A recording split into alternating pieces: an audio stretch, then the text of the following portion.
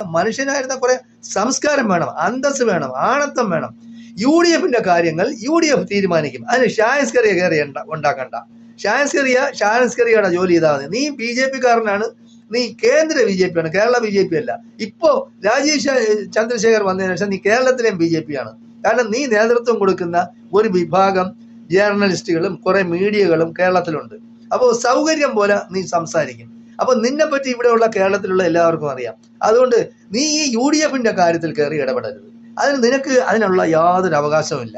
നിനക്ക് നല്ലതെന്ന് പറയുന്ന മോഡിയെ സ്തുതിക്കുക, രാജീവ് ചന്ദ്രശേഖരനെ സ്തുതിക്കുക, ശോഭാ സുരേന്ദ്രനെ സ്തുതിക്കുക, ഉള്ളി സുരേന്ദ്രനെ ഇകഴ്ത്തി കാണിക്കുക. ഉള്ളി സുരേന്ദ്രന്റെ നീ ആയിട്ട് എന്തെങ്കിലും പ്രശ്നം ഉണ്ടെങ്കിൽ നിങ്ങൾ തമ്മിൽ പറഞ്ഞു തീർക്കണം. UDF കാര്യത്തിൽ നീ ഇടപെടണ്ട എന്ന് പറയാനാണ് ഒരു കോൺഗ്രസ്സുകാരൻ എന്നുള്ള നിലയിൽ എനിക്ക് പറയാനുള്ളത്.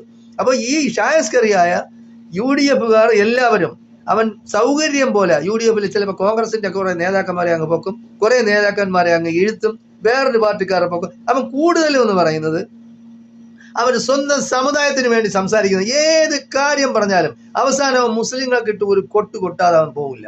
അവന് ഉറക്കം വരണമെങ്കിൽ ഒരു ദിവസം ഒരു വീഡിയോ എങ്കിലും മുസ്ലിങ്ങൾക്കെതിരായി ചെയ്തിരിക്കും. എവിടെ ഇല്ലെങ്കിൽ അവൻ പറയും നൈജീരിയയിൽ മുസ്ലിങ്ങള് ക്രിസ്ത്യാനികളെ കൊല്ലുന്നെന്ന് പറയും.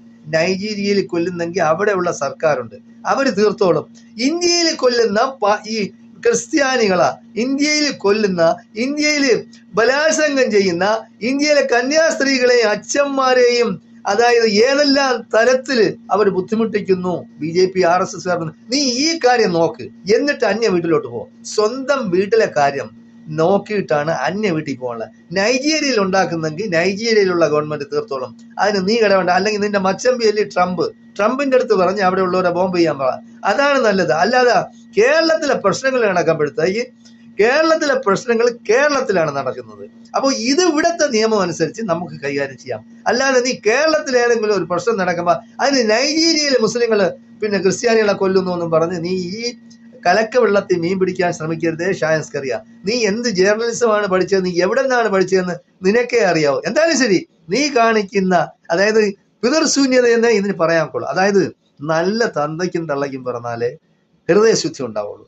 ജനങ്ങൾക്ക് നന്മ വരണമെന്നും ജനങ്ങളുടെ ഇടയിൽ ഭിന്നിപ്പുണ്ടാക്കാതെ ഒത്തൊരുമിച്ച് കൊണ്ടുപോയി സൗഹൃദത്തിൽ കൊണ്ടുപോകാനുള്ള ഒരു മനസ്സ്. മനുഷ്യരെല്ലാം ഒന്നാണ്. അവൻ എന്തെങ്കിലും ഒരു പ്രശ്നം നടക്കുമ്പോൾ അത് ക്രിസ്ത്യാനിയാണ്, അത് ഹിന്ദുവാണ്, അത് മുസ്ലിമാണെന്ന് പറഞ്ഞ് ഈ ജാതീയമായ വേർതിരിവ് ഉണ്ടാക്കരുത്. അതിന് അന്തസ്സുള്ള തറവാട്ടില് അന്തസ്സുള്ള തന്തയ്ക്കും തള്ളയ്ക്കും പറഞ്ഞാലേ അതിന് കഴിയുള്ളൂ. അത് മനസ്സിലാക്കി നീ പ്രവർത്തിക്കണമെന്നാണ് ഞാനും എന്നെ പോലുള്ളവരും ആവശ്യപ്പെടുന്നത്. ജയ് ഹിന്ദ്, ജയ് ഭാരത്.